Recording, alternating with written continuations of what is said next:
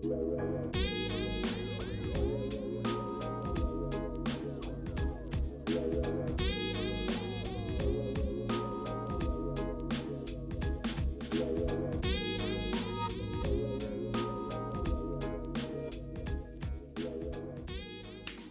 Williams with a K. Karl with a K. I say that because that's what Sean O'Connell introduced you at. They were asking me, like, do you have a nickname? Do you have this? I was like, nah, I'm just Carl. Biggest thing I tell people with a cake, everybody spells it with a C. So it's a spelling correction more than Get it right. I wanted to ask about last year. I know we're in 2023. I want to ask you about 2022. After your Contender Series fight, you did mention that you wanted to fight at least like 2 more times at the end of 2022, but we didn't get a chance to see you in the cage, man. What ended up happening? Hey, you're in a big organization and they got people lined up, I guess, for months maybe as well, people who's established and doing things. So I was being hopeful, but I understand, it's like, hey, we're booked, and people want to see these people. We're going here, we're going there. These people have a fan base. Like I don't have like a fan base yet. Still working on that, but they have established people that they're like, look, let's pack this card, sell it out. Hopefully after this first one, then I could be like, okay, they could see momentum and I get booked. And on top of that too, granted, I wanted to fight again, but working with the PI and different things and where I'm at now and how I feel now, I think it'll be a lot better performance. Kind of like I'd have been ready to fight. But with doing the stuff with the PI, even working on my coaches, and you have a different focus now that you're in the UFC, you know that you're going against top caliber people. So you have to have an extra focus and extra drive. So having those extra months to focus and take some time off, spend some time with the family here, spend time with the family there, and get back into training. So yeah, wish 100%. I did, but hindsight, I'm happy either way it turned out. Okay. And how are you like in the UFC PI? Because we were talking off camera, and we thought you didn't fight because you had a little bit of a hand injury. Is that correct? That the UFC PI was able to help you with that at all? It was healing up. It still had like I broke it in the fight before. So that's why I was saying, especially today, and I was like, hey, I could have gave a better performance. I probably should have been running, but I hate running on the street. I rather row. I got in trouble for that. But yeah, so broke it in the fight before that one. It was like, 6 weeks is when they release you. 6 weeks was when they flew me out. So I went to the doctor. It was like, yeah, it's healing up, has a good callus, but it was like, if you break it, we can fix it. Don't worry about that. One of my teammates ended up breaking his, and they had to go in there and really fix his. So I knew I was in good hands. So yeah, they did help with like they have some different machines and different things they put on to the bone to help help with bone growth. They also gave me some stuff I didn't even know, and that's the one great thing with the PI. I got set up with a nutritionist. We did, I think it's called a DEXA scan. Yep. And he told me, he was like, your bone density is low. I don't drink milk that much, so he ended up giving me vitamin D through Thorne, who they use. You saw to approve everything. So he gave me some vitamin D, and I started drinking milk, and I had like 2 pounds of bone growth the next time I went. Whoa. So that's the big help, rehab wise and different stuff like that. Wasn't too much they could do. It's a bone, just rest and stuff. But as far as like getting it stronger, preventing anything from happening again, they definitely got that happening. That's what's up. That's good. And we talk all the time about like supplements and health.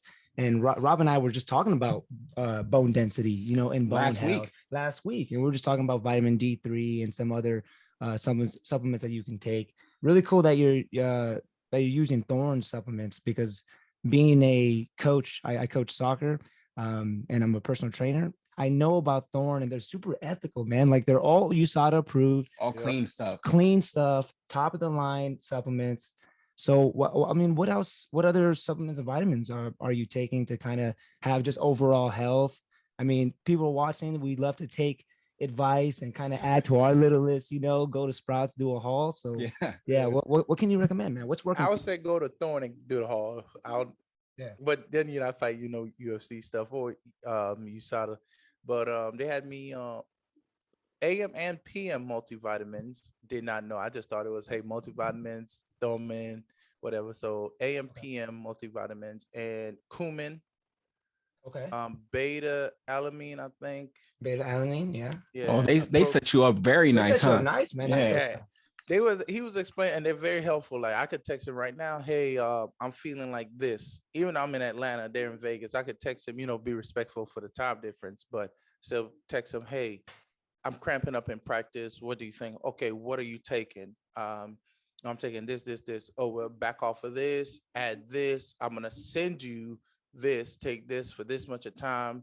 And they're sending, like, if it's needed, they might overnight it or 2 day ship it. Wow. How bad it is. So you're talking straight to nutritionists and stuff. Like I said, because I'm at heavyweight now. Yeah. As I think you guys saw the fight. So yeah, I'm at heavyweight now. So I've gained the 2 pounds of bone density last time. And I think a couple pounds of just lean muscle mass. But I'm working with the personal trainer over there. They send me my workouts on through the internet and stuff. I do them. I tell her what's going on. She tweaks them. Good, but they work side by side. So I'll call one person. It was like, yeah, I just talked to such and such, and they said this, and we're gonna change this. So you're like, okay, it's easy process. Yes, very much easy, and you could see the results. So I'm going back. I'm leaving tomorrow actually, to go to Vegas, get tested, get everything in tune, especially with them. That way, for fight camp, is like, okay, well, you increased on this with these workouts, but let's change this up a little bit and do this because you might want more cardio. So let's add a little more cardio type workouts. So we'll see what they say. I put everything in their hands when it comes to that. Hey, I got to mention, you just brought up that you're currently now a heavyweight. Yeah. That's a surprise to us because I know you were a lightweight. What made you change and move up to heavyweight now? Dude, the PI and my coaches after the fight, they was like, well, heavyweight will probably be good for you. Mm-hmm. So let's move, look at moving up to heavyweight. Then it was actually the PI. They don't push anything on you. So it's not like they was like, well, you probably need to move to, no. So they were just like, hey, this is the data that we received from you being over there. They do the muscle density. I think first time I went 193 pounds of lean muscle mass, Okay. So the weight class is 205. So if you got 193 or just muscle, it's not that much fat left on you.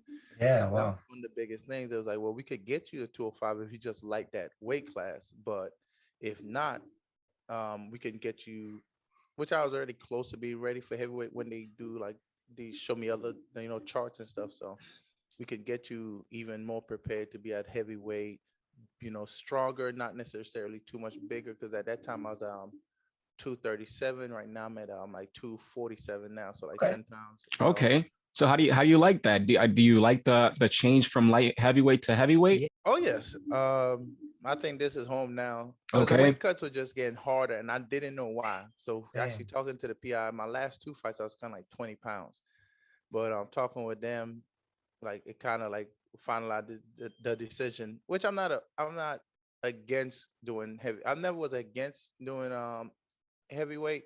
Only biggest thing was during camp, if I'm getting ready for a heavyweight fight, during camp back then, I was dropping to like 225, 227. I'm like, I'm not going up against these guys that cutting weight to 265. Yeah. And I'm at like 220 something. I'm like, I'm not going to try to do that because now let's say I slip and fall, I can't really use my speed or anything, and you just lay on me. Now I got to move 260 out. That's 40 pounds extra that I'm giving up just because. So I was like, I'm not going to, at the time I was like, well, until I'm ready for, like John Jones did. And at first I was like, man, just sometimes I'll get some guys want to fight heavyweight, and my coaches always talked me out of it, but smart. That's why you listen to your coaches.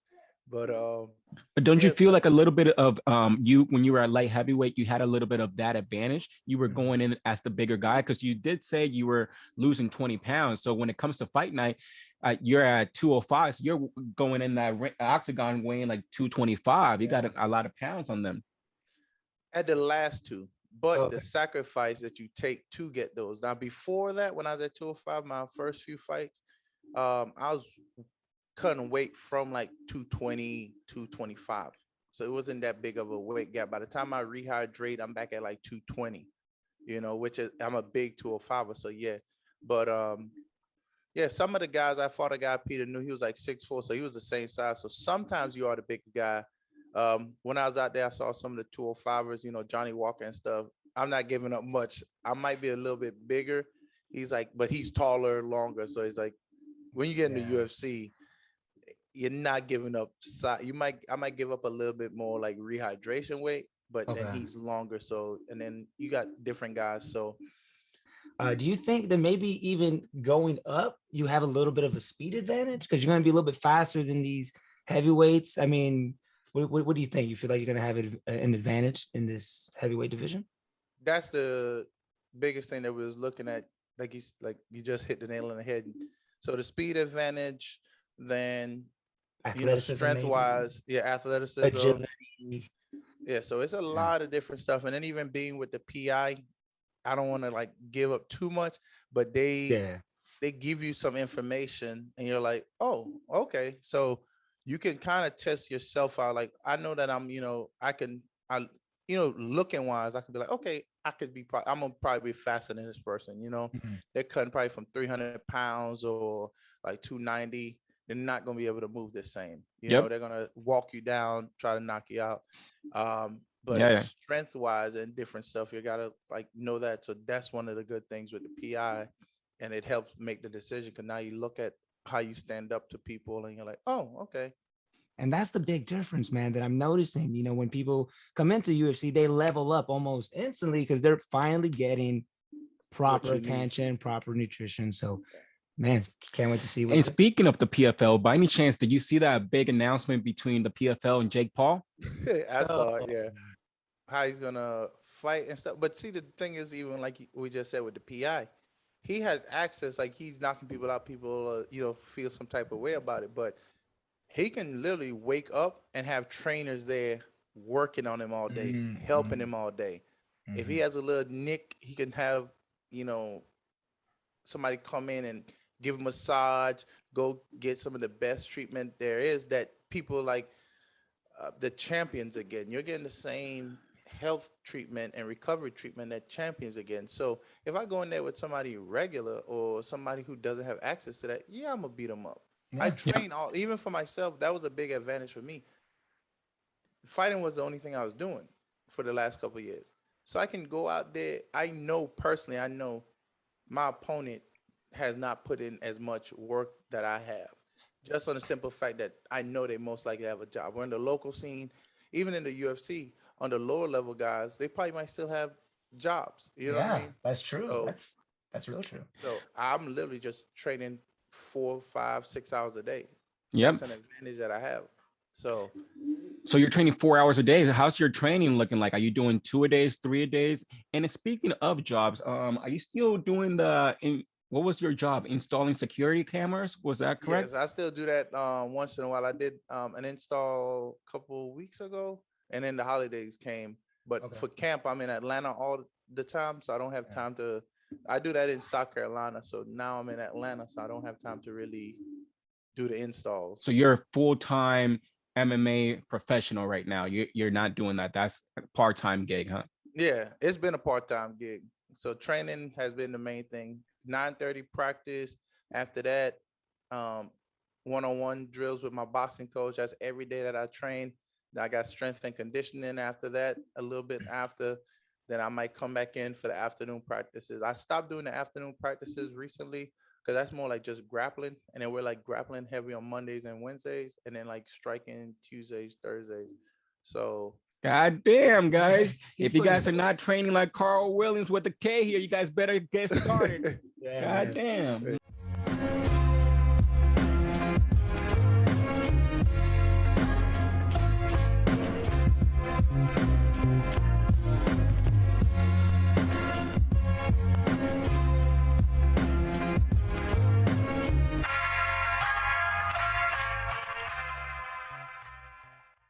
gotta have the putting in right that gym work. for it. You gotta have the right gym for it. We got a great setup at ATT Lima. Yeah, So. you do, man. You got some great names there, and your name included. And now I did want to actually talk about ATT Atlanta because I would love to see ATT versus Penn State wrestling. I'm just gonna say that. I know you teased it. I would love to just see more like MMA gyms actually do that. Like I think you should go to colleges and do a little like For challenge of the sure. weight class. Let's get our wrestling. That's how you get better. And That's Exactly. remember that video where DC had that wrestling kid fight Khabib? he Wrestle did. Khabib? Yeah, he did. And he ended So up winning state. yeah. So it's fun to do things like that. That's how you challenge yourself. That's the DC had Kevin Holland wrestling some high school boys too. Yeah. Yeah. So it's definitely What are some other like colleges or universities that you like to square up against on the mat?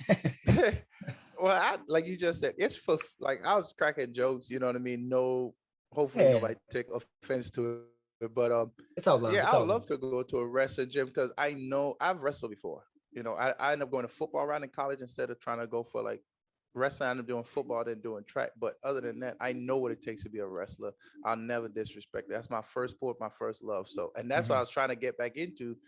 Instead of MMA, I ended up just Yeah, going you to want thing, to go so- to the Olympics, right, Carl? yeah, I Like, wanted to try out for the Olympics. So it's like any wrestler out there, definitely don't take offense to it. I am a wrestler. You see my fights, they're mostly grappling based. So, you know, it was just a good little thing because everybody was like, Penn State Wrestling, which I know they're a good program. Yeah, But there was like, but I'm One of like, the I best. wrestle too. You know, it's like we're both wrestlers, but I guess because I didn't do it in college, it was things. So I was like, all right. So, but I would love to see and go up against other wrestlers to see, hey, this is the level and you can compete with it. You know, even though I'm doing pretty cool. MMA now, just Yep. to challenge yourself, like on a wrestling mat in that circle, handshake, top, bottom, neutral. What are you know in those positions? How are you gonna stand up against that college heavyweight? You know, Wow. because MMA, you start throwing punches, it changes a lot of stuff. So let's Mhm. see, like even Lawson, if we go to a wrestling match in that ring where he's at home, he probably flipped me like I've been watching DC film, how DC high crotch fragments carry all that stuff. He might do Oh, that to me, you know. yeah, But in yeah. the cage, there's so much you have to worry about. So it'll be a good to challenge just to say, okay, well, if I go in a grappling match, this is how I stand up, you know. So yeah, Yeah. without punches. So let's talk about the fight, man. We got a fight on March 11th Yep, March. in the heavyweight division. How do we feel about this? How do you see? What do you think of your opponent here? Yeah, Lukasz Brzeski. So I've seen 3 fights on him. It looks like a kickboxer. I saw one of his fights because you know he's Polish, so you can't really get most of his amateur like smaller stuff. Yep. Oh, 'Cause, okay, to you study know, the tape. Yeah, it's hard to Yeah. get film on him. Yeah. Yeah, so I saw one of his fight. The film wasn't even that good of quality, but I saw the Contender Series one and his UFC debut. I saw those two. But they weren't good. One was a no contest, and then the other one was Awesome. a loss, I believe. Yeah. Yeah, but he was still doing work in the loss. He was still you know standing there straight. I can't remember. I think it was a decision, It was. but he was still standing up, throwing. You know, and that's the one thing with strikers. After you get tired, they don't switch. You know, they just keep trying to strike. Even you It's like they know, don't have another toolbox, right? They can't switch to wrestling because they And don't that, quite got but it. that's what And- you have, and that's what I like too, because like you said, you didn't wrestle in college, so people when they look you up, they're not gonna find that. So Yeah. you have something underneath your sleeve that they don't know about. So Yep. that's But they're dope. finding out about Yeah, because you're slow- showing it. yes, sir. well, hopefully, heavyweight. They don't. I think Kevin Blades is the only guy who really like wrestles. DC's retired, but other than that, I don't think that many people actually. Polar Bear, I think his name is. He wrestles a lot, and you see where he got to. He's at the top, but yeah, a lot of guys, any weight class, a lot of those guys. See the smaller guys, they know they have to scramble, they have to wrestle. The Mhm. bigger guys are like, well, I'm gonna just throw bombs and just Yeah. knock you out. They know, and the thing is, they have the skill. Every MMA person trains it. Look at the Kevin Holland fight and Chimaev or Kevin Holland and Wonder Boys. Wonder Boy. Yeah, Yeah.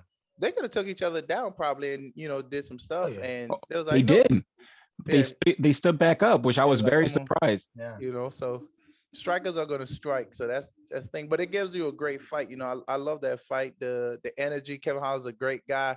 had a chance to meet him, so his energy is always good. So I could see him doing a fight like that and get, he's there to fight and perform. So that was good. But yeah, strikers gonna strike, wrestlers on a strike, and then once it get too kind of funky, we're like, all right, let's take you down.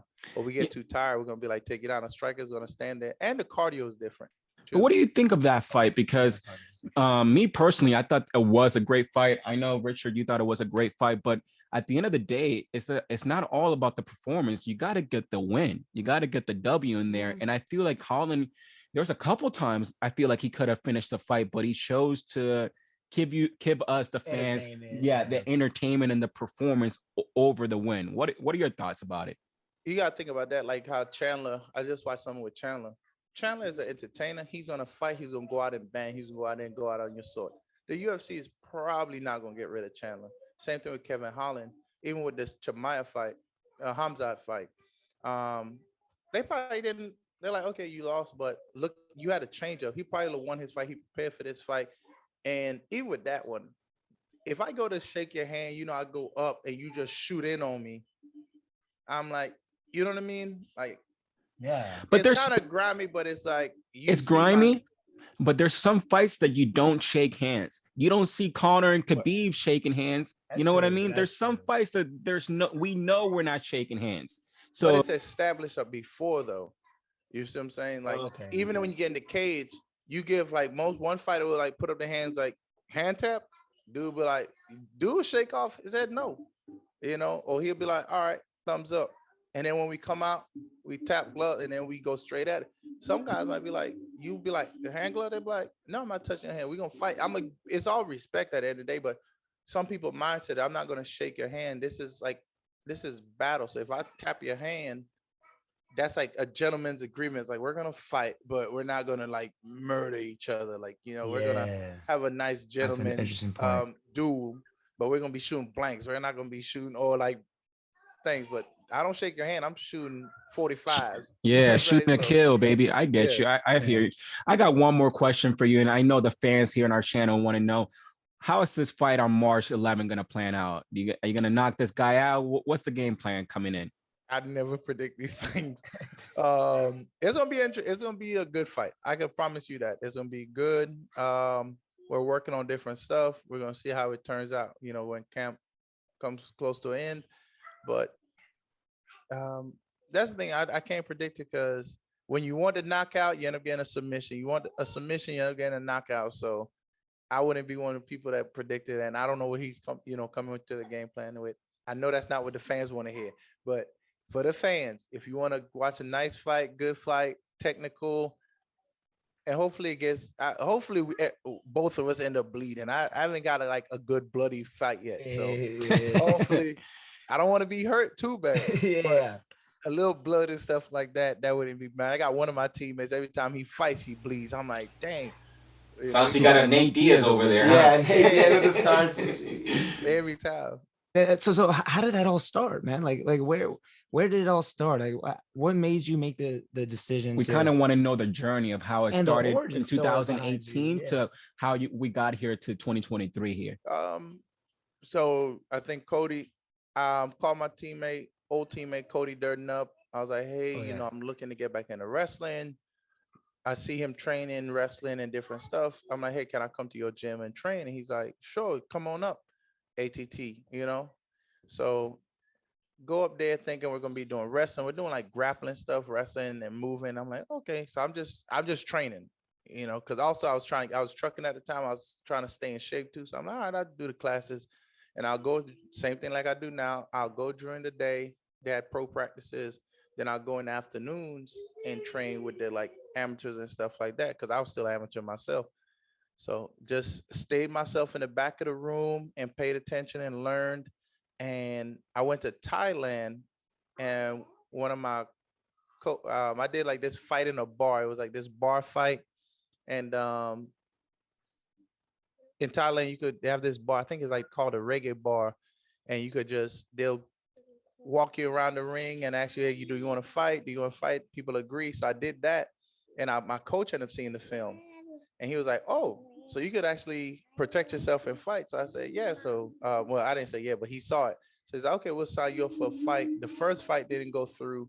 And then the first fight was supposed to actually start with Muay Thai. That way you get comfortable with the hands and stuff like that and go to MMA.